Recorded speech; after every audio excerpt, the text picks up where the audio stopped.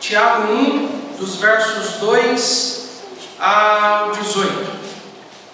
A palavra de Deus diz assim: meus irmãos, tende grande alegria quando enfrentardes várias tentações, sabendo que a prova da vossa fé opera a paciência. Tenha, porém, a paciência a sua obra perfeita, para que sejais perfeitos e completos, sem faltar em alguma coisa. E se algum de vós tem falta de sabedoria, peça a Deus, que a todos dá liberalmente, não a lance em rosto e ser-lhe dado. Peça, porém, com fé e nada duvidando, porque o que duvida é semelhante à onda do mar, que é levada pelo vento e lançada de uma para outra parte. Não pense tal homem que receberá do Senhor alguma coisa.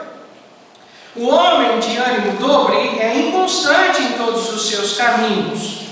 Mas glorie-se o homem abatido na sua exaltação, e o rico em seu abatimento, porque ele passará como a flor da erva, porque sai o sol com ardor, e a erva seca, e a sua flor cai, e a formosa aparência do seu aspecto perece. Assim se murchará também o rico em seus caminhos. Bem-aventurado o homem que suporta a tentação, porque quando for provado, receberá a coroa da vida, e a qual o Senhor tem prometido aos que o amam. Ninguém sendo tentado diga: de Deus sou tentado, porque Deus não pode ser tentado pelo mal, e a ninguém tenta. Mas cada um é tentado quando atraído e engodado pela sua própria concupiscência. Depois, havendo a concupiscência concebido, dá à luz o pecado, e o pecado, sendo consumado, gera morte. Não erreis, meus amados irmãos, toda boa dádiva, todo dom perfeito vem do alto, e descendo do Pai das luzes, em quem não há mudança, nem sombra de variação. Segundo a sua vontade, Ele nos gerou pela palavra da verdade, para que fôssemos como primícias das suas criaturas. Oremos. Querido Deus, eterno Pai, obrigado pela leitura da sua palavra, obrigado pelos louvores que foram entoados. E agora nós pedimos, Senhor, que o Senhor venha falar aos nossos corações. Esteja abençoando, Senhor, me ajudando, me capacitando para saber expor, Pai, aquilo que o Senhor já tem colocado no meu coração. E que o Senhor venha edificar a sua igreja, nos ensinando sobre como devemos enfrentar as adversidades da vida. Muito obrigado, em nome de Cristo Jesus nós pedimos. Amém e amém. Podem se assentar. Irmãos, na quarta-feira passada, nós começamos uma série de estudos bíblicos na carta de Tiago. Nós mostramos, quem era esse Tiago. Nós vimos que não era o apóstolo, mas era sim o meio-irmão de Jesus Cristo. Nós vimos que enquanto muitos, no caso o catolicismo, afirma que Jesus não teve irmãos, que Maria continuou virgem, nós vimos na palavra de Deus que Jesus Cristo sim teve irmãos, e que possivelmente esse Tiago seja o meio-irmão do Senhor Jesus Cristo. Vimos que esse mesmo Tiago também era pastor na igreja de Jerusalém.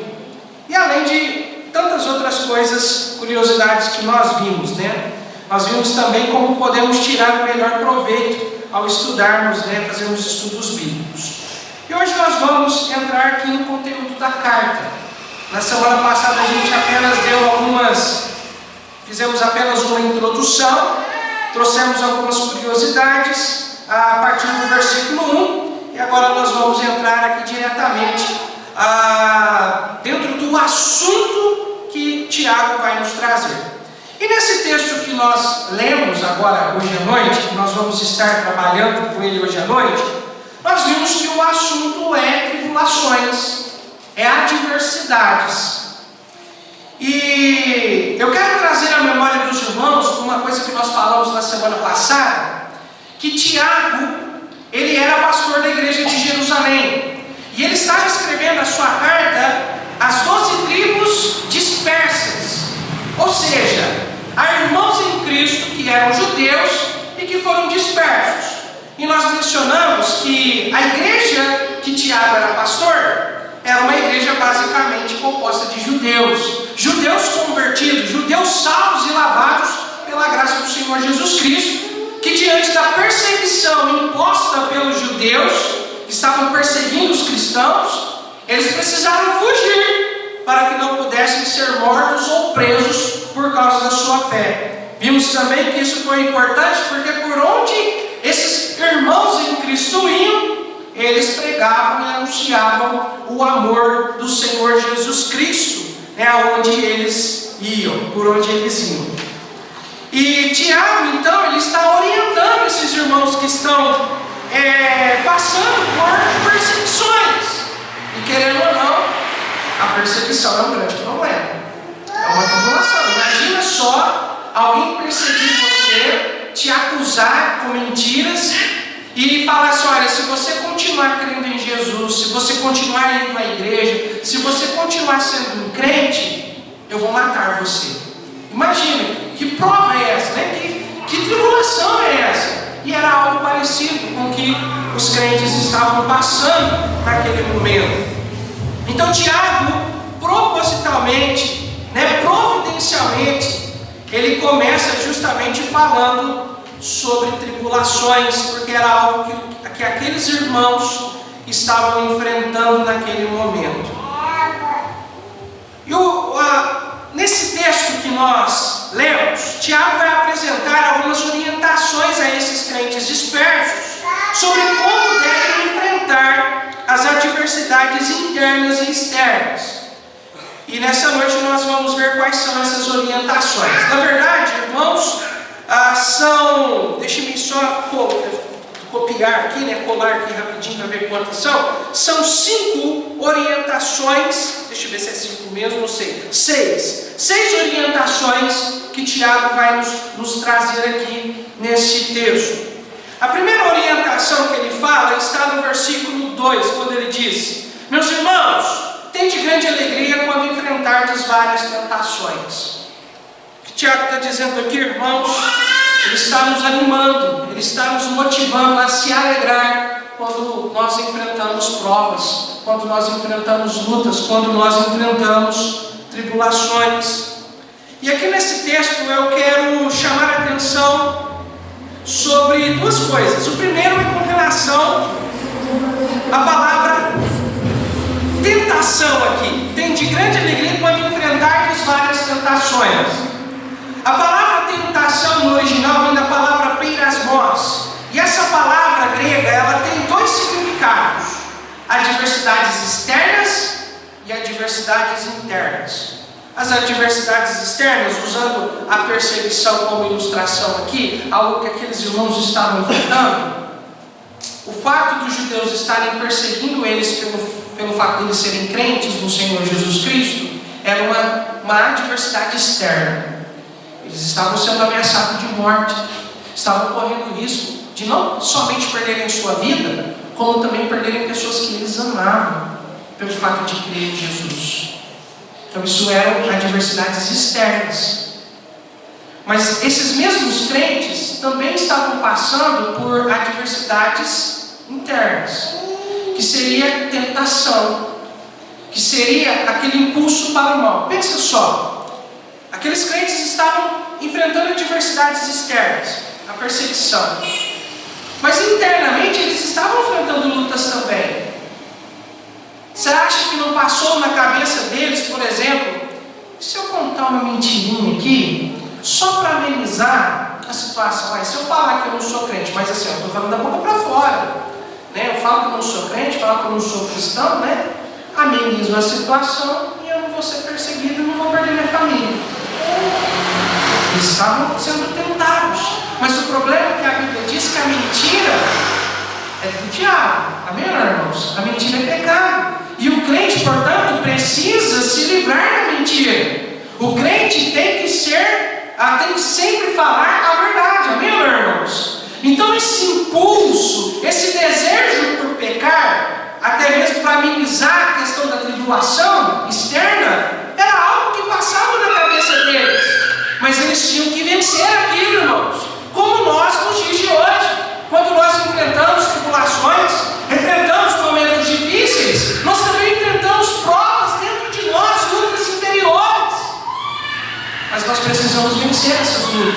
Nós precisamos vencer essas tribulações.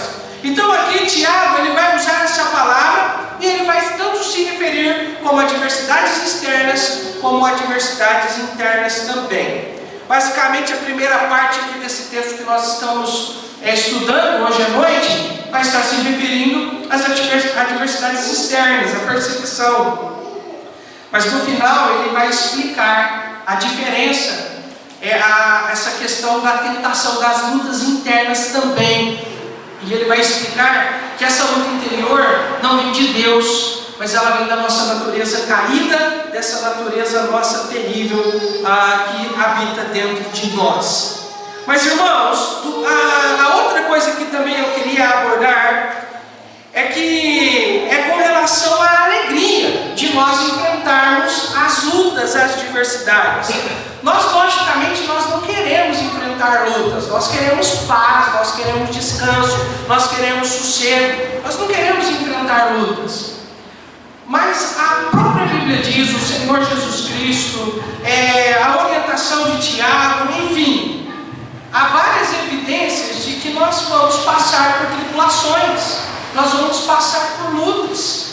Se você já não está passando por lutas agora, certamente em algum momento você vai passar. E Tiago está dizendo, logicamente, talvez não seja uma perseguição por causa da nossa fé, mas a gente sempre vai passar um momento difícil ou outro, sempre a gente vai enfrentar lutas, dificuldades em nossas vidas. E Tiago nos orienta, dizendo que quando nós passarmos por esses momentos difíceis, que nós possamos nos alegrar. E ele vai dizer por quê? No versículo 3. Sabendo que a prova da vossa fé opera paciência. A prova da vossa fé. A palavra prova aqui está no sentido de aprovação. Quando a nossa fé é aprovada. Quando nossa fé é testada e é verificada. Não, realmente essa fé é verdadeira. Lembra com Abraão? Abraão, quando ele foi quando ele passou por aquela prova que Deus chegou para Abraão e falou assim: Abraão, vai lá no Monte Moriá e sacrifica seu filho para mim. Deus queria realmente matar Isaac? Não.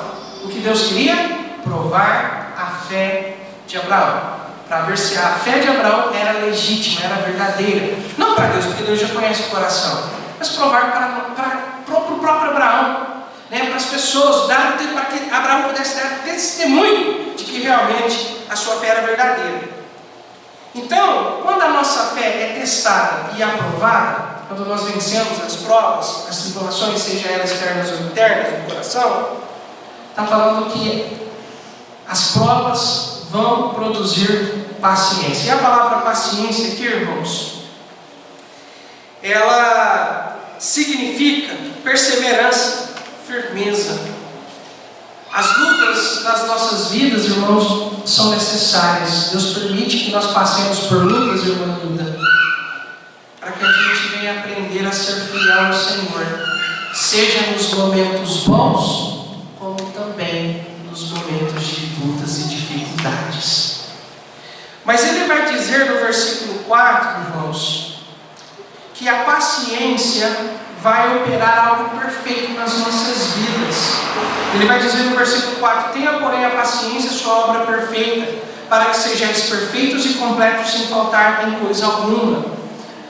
O que Tiago está dizendo aqui, irmãos, que nós devemos nos alegrar diante das adversidades, porque isso significa que Deus está trabalhando em nossas vidas, em nosso coração, para nos conduzir ou produzir em nós a maturidade cristã.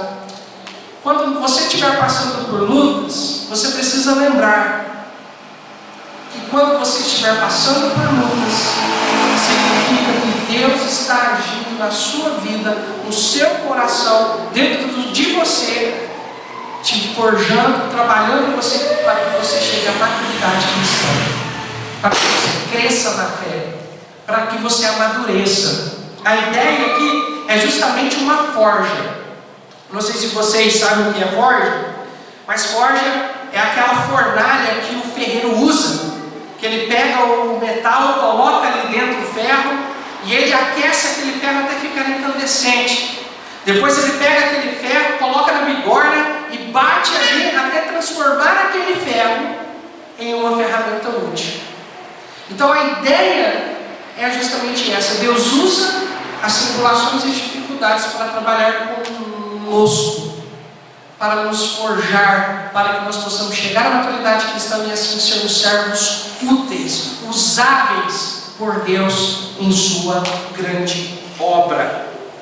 Então alegre-se, irmãos, pelo fato de você estar passando por lutas, porque isso significa que Deus está agindo em sua vida. Esses tempos para trás, antes de nós começarmos esses estudos, eu estava passando um momento meio difícil na minha vida. E então eu comecei a orar e buscar no Senhor uma forma de resolver isso, e pedindo para que Deus pudesse trabalhar comigo.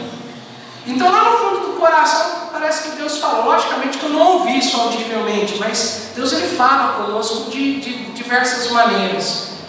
Então eu comecei a falar assim: olha, vai lá em Tiago. E eu comecei a estudar Tiago, irmãos. Eu vou te falar. Deus começou a falar tudo que eu precisava ouvir através da carta de Tiago. E uma das coisas que eu pude perceber que Deus falou comigo através da carta de Tiago é que eu estava passando aquele momento porque era necessário que eu crescesse mais, para que eu aprendesse mais, para que no fim eu pudesse ser uma bênção para outros irmãos. E é isso que Deus faz conosco, irmãos. Lembre-se, quando você estiver passando por lutas, e você vai passar, porque o mundo é um lugar de adversidades, lembre-se, Deus está agindo na sua vida. Amém? A segunda orientação de Tiago para os crentes é para que nós possamos pedir sabedoria para enfrentar as adversidades. Veja comigo o versículo 5 aí. Se algum de vós tem falta de sabedoria, peça a Deus, que a todos dá liberalmente ou generosamente, e não lance o rosto e ser-lhe dado. O que Tiago está pedindo para a gente fazer aqui, irmãos, é orar. Está passando por lutas? Está passando por dificuldades? Ore. E na sua oração, não peça paciência, porque lá no versículo 3 vai falar assim: ó, porque a prova, a luta da vossa fé opera o quê? Paciência, gera paciência. Então a paciência é resultado do quê? De tribulação. Então não peça paciência, peça sabedoria. Sabedoria. E uma sabedoria bem específica aqui. Uma sabedoria para que eu e você possamos saber como nós podemos enfrentar essas tribulações, e não somente enfrentar, como também vencê-las. É isso que o Tiago está pedindo. Irmãos, nos momentos de luta, é só na presença do Senhor que nós podemos buscar forças para vencer as lutas. Amém, irmãos? É na presença dele. Nós precisamos buscar em oração, realmente interceder, e certamente ele virá em nosso favor. A respeito de orar por sabedoria para enfrentarmos as adversidades, irmãos, conta-se a história de dois homens, um mais velho e um mais jovem, que subiram num lugar bem alto, próximo à sua cidade, do vilarejo onde eles moravam. E ali, eles olharam ao longe e viram uma grande tempestade se formando e vindo em direção ao vilarejo onde eles moravam. O homem mais jovem, ele olhou para o mais velho e falou: nossa, está vindo aquela tempestade para cá, e agora? Deus, por favor, livre-nos dessa tempestade, que ela rodie, que ela passe para o outro lado, mas não venha para cá. Mas o homem mais velho, ele virou para o mais jovem e ele disse o seguinte: jovem, não ore para que a tempestade se desvie, porque se ela se desviar, ela vai passar por outras cidades, por outros vilarejos, e outras pessoas irão ter que enfrentar aquela tempestade. E muitas pessoas não estão preparadas para enfrentar essa tempestade. Então não ore pedindo para se livrar dela, mas ore para que Deus te capacite, para que Deus nos capacite e nos fortaleça, para que nós possamos enfrentar essa tempestade. Pois depois de toda grande tempestade, abundância. E a terra encharcada, ela vai produzir frutos. E é isso que Deus faz em nossas vidas, irmãos. Amém? Então é isso, irmãos. Peça sabedoria para enfrentar as provas. Mas, irmãos, ao mesmo tempo, Tiago vai falar no versículo 6 que nós não podemos pedir sabedoria de qualquer jeito.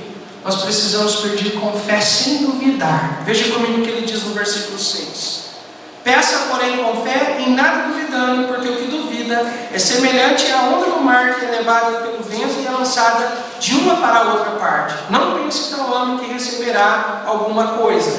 O homem de ânimo dobre é inconstante em seus caminhos. O que Tiago está falando aqui?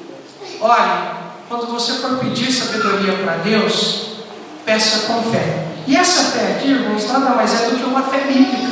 É confiar naquilo que Deus já falou nas Escrituras. Falando sobre sabedoria, Deus está afirmando aqui para nós no versículo 5 que se nós pedirmos sabedoria com fé, convicção de que Ele vai nos dar, certamente iremos receber. É confiarmos na promessa de Deus. Peça e você vai receber. Convicção bíblica. Mas muitas vezes a gente já ora meio duvidando, né? E essa incredulidade, irmãos, é resultado de uma vida inconstante diante de Deus, de uma vida longe das Escrituras, de uma vida, de um coração que está vazio da palavra. Porque veja comigo o que diz Romanos 10:17. Deixa o seu dedinho aí em Tiago. Abra sua Bíblia em Romanos 10:17. Veja o que diz lá. Romanos 10:17. Diz assim, olha: de sorte que a fé é pelo ouvir, e o ouvir pela palavra de Deus. A nossa fé, ela vai crescer, ela vai amadurecer, ela vai se fortalecer quando os nossos corações estiverem abundantes na palavra de Deus. Então, se estamos duvidando, significa, irmãos, que o nosso coração está vazio. Então precisamos encher da palavra de Deus, tendo mais comunhão com Deus através da Bíblia. Amém, irmãos? Então, peça com fé, em nada duvidando, e certamente Deus vai te dar sabedoria para enfrentar as tribulações. A terceira orientação de Tiago, irmãos, é para que os crentes sejam fiéis na pobreza ou na riqueza. Tiago aqui, irmãos, considera tanto a riqueza como a pobreza lutas na vida do crente. Como assim, pastor? Ser rico, luta? Não, a gente, nós que é pobre, luta contra dificuldade financeira, né? Às vezes a gente aperta financeiramente, não tem dinheiro para comprar as coisas, aí a gente vai endivida, enfim, vira que é balai de gado, né? Então, pobre a gente sabe, né? Como é que é as lutas. Mas na riqueza, os crentes também enfrentam lutas. E Tiago vai nos exortar aqui, irmãos, para que nós sejamos fiéis tanto na riqueza quanto na pobreza. E primeiro Tiago se dirige aos crentes pobres, aos crentes com limitações financeiras, e os orienta que sejam fiéis a Deus na sua pobreza. Veja o versículo 9 comigo. Mas glorie-se ou regozije-se o irmão abatido em sua exaltação. Irmão abatido aqui, irmãos, é algo material. Seria o crente com limitações financeiras. Pobre. Bom, não é, irmão? E a sua exaltação já é algo espiritual, irmãos. Essa exaltação nós podemos encontrar em 2 Coríntios 8:9, que diz assim: porque já sabeis a graça de nosso Senhor Jesus Cristo, que sendo rico, por amor de vós, se fez pobre, para que pela sua pobreza enriquecesseis. O que Tiago está dizendo aqui, irmãos, é que o crente que é pobre, que não é rico, ele não pode ficar chorando e lamentando porque ele está passando por certas dificuldades financeiras em sua vida, que ele tem certas limitações em sua vida, tem sonhos que ele não consegue realizar. O crente não pode ficar lamentando pelo que ele não tem. Pelo contrário, Ele tem que se alegrar por aquilo que Deus já tem dado. E a maior riqueza do crente, irmãos, não são coisas materiais, são as nossas riquezas espirituais. É aquilo que Deus nos deu em Cristo Jesus, a nossa salvação eterna, a nossa comunhão com Deus, a nossa certeza de que um dia nós estaremos com Jesus. E Tiago está dizendo, meu amado irmão, que você que seja pobre financeiramente não pode olhar para as suas limitações, mas você precisa olhar para as bênçãos espirituais que Deus já te deu na pessoa do Senhor Jesus Cristo, pois Cristo é a nossa maior riqueza. Já para os ricos, irmãos, Tiago vira e diz assim, versículo 10: e o rico, glorice no caso, né? A palavra está oculta aqui. E o rico em seu abatimento, porque ele passará como a flor da erva, porque sai o sol com ardor e a erva seca, e a sua flor cai, e a formosa aparência do seu aspecto perece. Assim se murchará também o rico em seus caminhos. Quando Tiago vira e fala assim, olha, o rico deve regozijar-se em seu abatimento, esse abatimento também é espiritual. A riqueza que é material, vamos dizer, a abundância de bens materiais, mas o abatimento aqui é espiritual. Tiago está em mente Mateus 5, do versículo 3 ao 12, quando Jesus Cristo, lá no Sermão do Monte, vai falar, bem-aventurado os pobres de espírito, porque deles é o reino de Deus, bem-aventurados os que choram, porque serão consolados. Tiago está com essa passagem em mente. Então esse abatimento que ele está dizendo assim, olha irmãos, vocês que são ricos, vocês também têm lutas em suas vidas. Luta contra a ganância, contra o desejo de poder, desejo de ter mais, o desejo de oprimir os mais pobres. Vocês passam por lutas também. Mas lembre-se quem vocês são de fato. Vocês não são nada. Vocês não são alguma coisa por ter bens materiais. O que Tiago está querendo dizer aqui, irmãos, que o abatimento dos crentes com abundância material é a consciência de uma condição espiritual diante de Deus, de sua condição espiritual diante de Deus.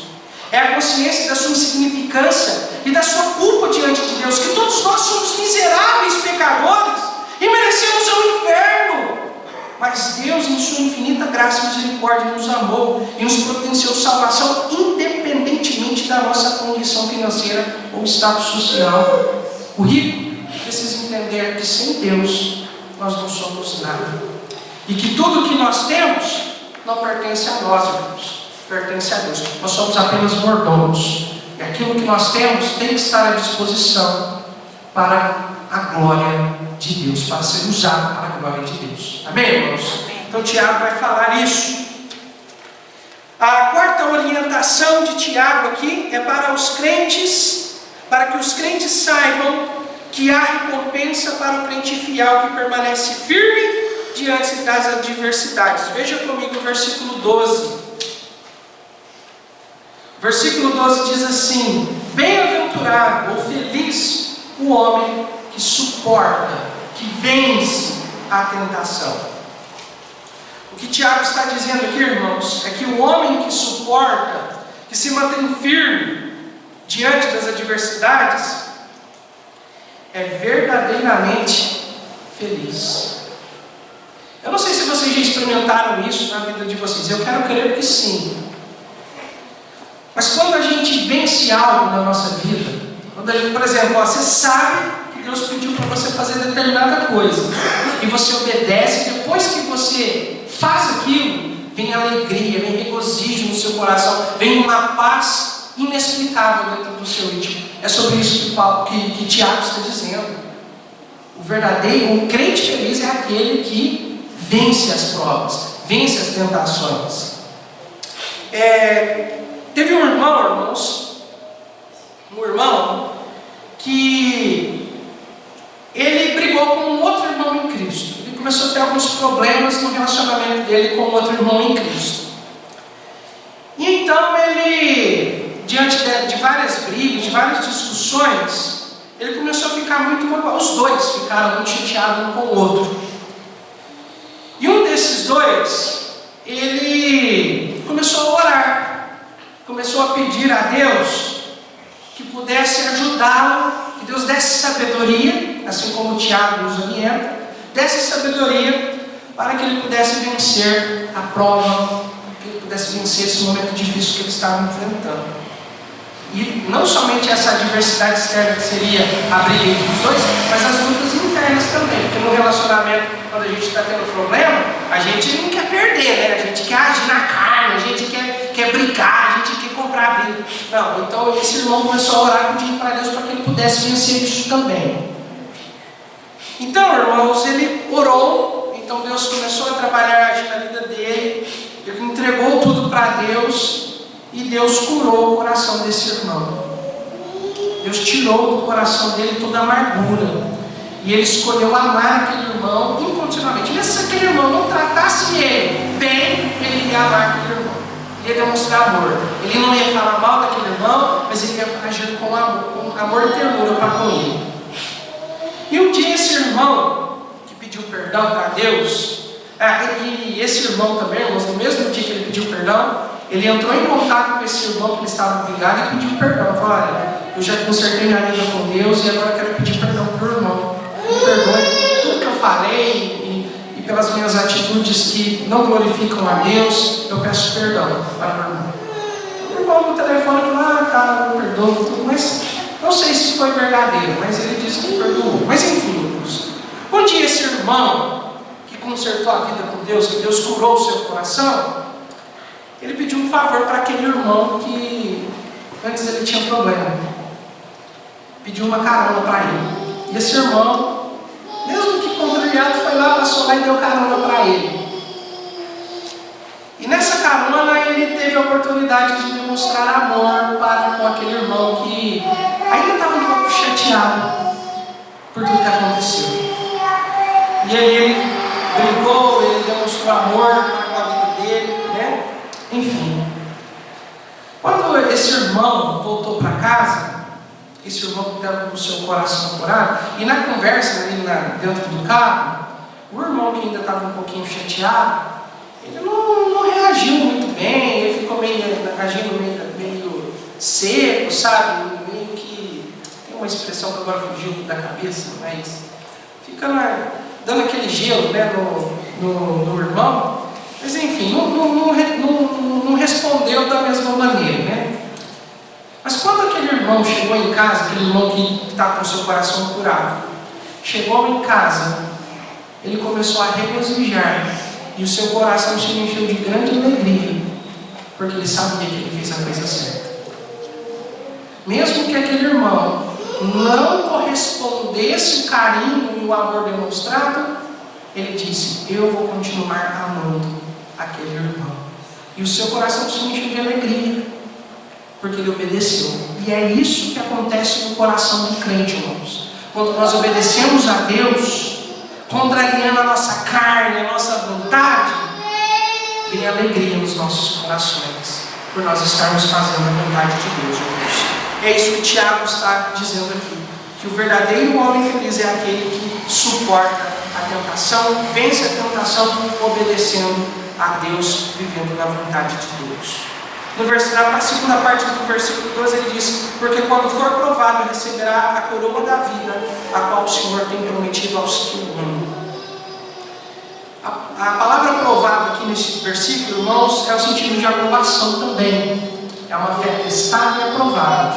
E quando nós somos aprovados por Deus, quando nós vencemos a tentação, as adversidades internas e também as externas, Tiago está dizendo que vamos receber a coroa da vida.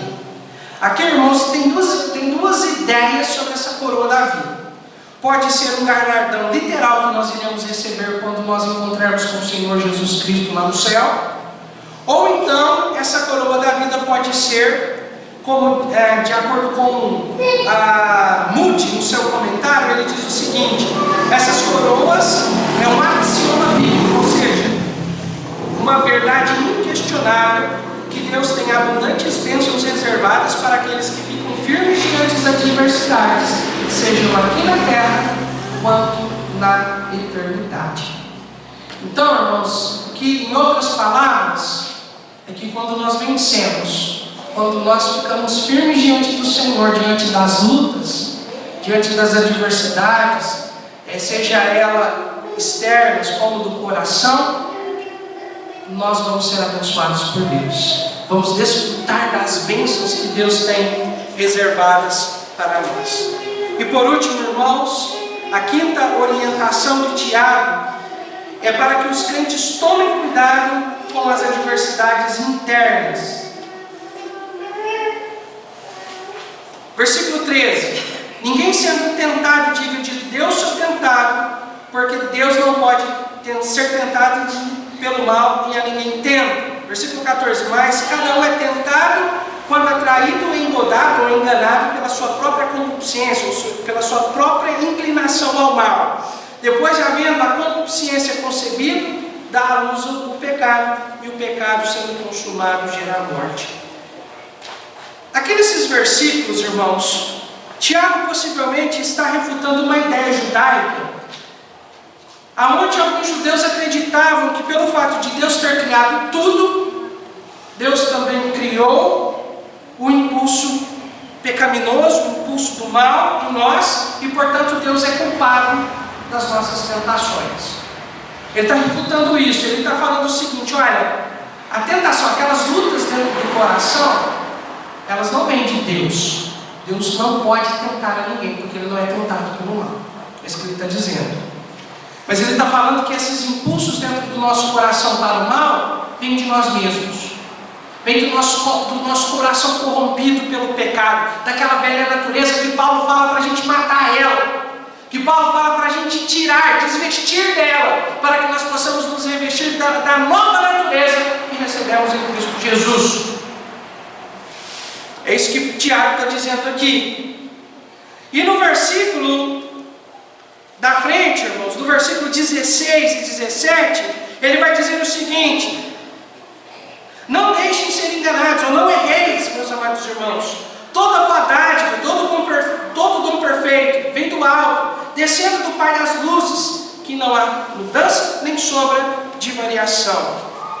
Em outras palavras, Tiago está dizendo assim: olha, a tentação, essa inclinação para o mal dentro de nós não vem de Deus.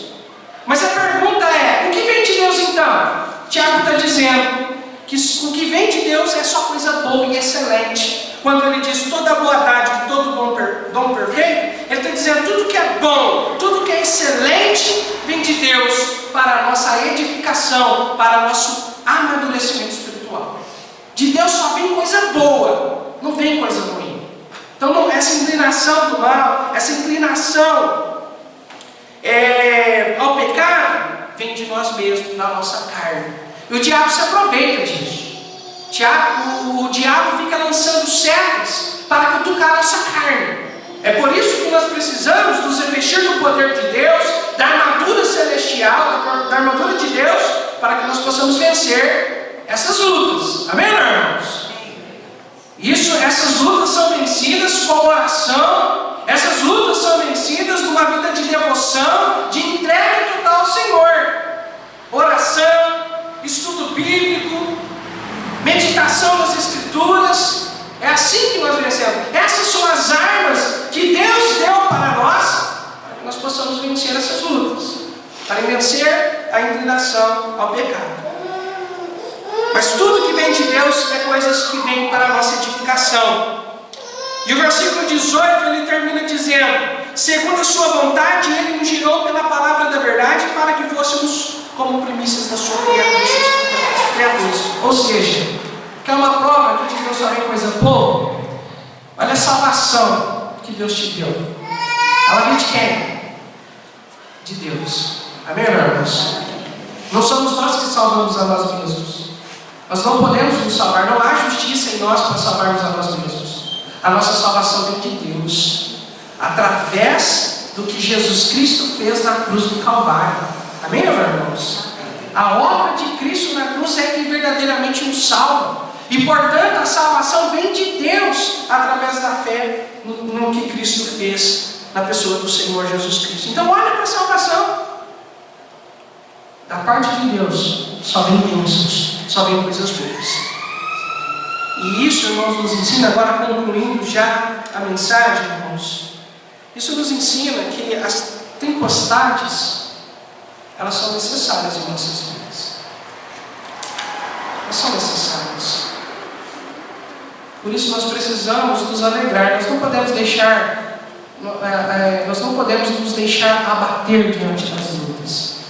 É lógico que quando a gente enfrenta dificuldades, a gente fica abatido. A gente olha para a Bíblia e vê vários homens de Deus que diante das adversidades ficavam abatidos. Davi ficou abatido, Elias ficou abatido. Muitos homens de Deus ficaram abatidos diante das lutas. E muitas vezes a gente fica também. Mas nós não podemos nos esquecer que quando passamos por lutas, é o momento que Deus começa a trabalhar conosco. Começa a lapidar a gente, trabalhar com a gente. Então regozijem no Senhor. Regozijem no Senhor. Nossa, eu estou passando por essa luta. É lógico que Deus não quer que você sofra. É lógico que também nós não queremos sofrer. Ninguém é masoquista aqui. Mas quando estivermos passando por dificuldade, lembre-se, Deus está trabalhando comigo. Confie no Senhor. Lembre-se que Ele está cuidando de você. Com relação às lutas internas, irmãos, do seu coração, lembre-se que isso vem da nossa própria natureza amada. Então nós precisamos mortificar o nosso velho homem. E a única maneira de nós mortificarmos o velho homem é crucificando ele todos os dias diante do Senhor, em oração, em devoção, em comunhão com Deus constante, alimentando-nos da palavra de Deus, enchendo nossos corações com ela. Assim nós vamos vencer as lutas internas dentro do nosso coração.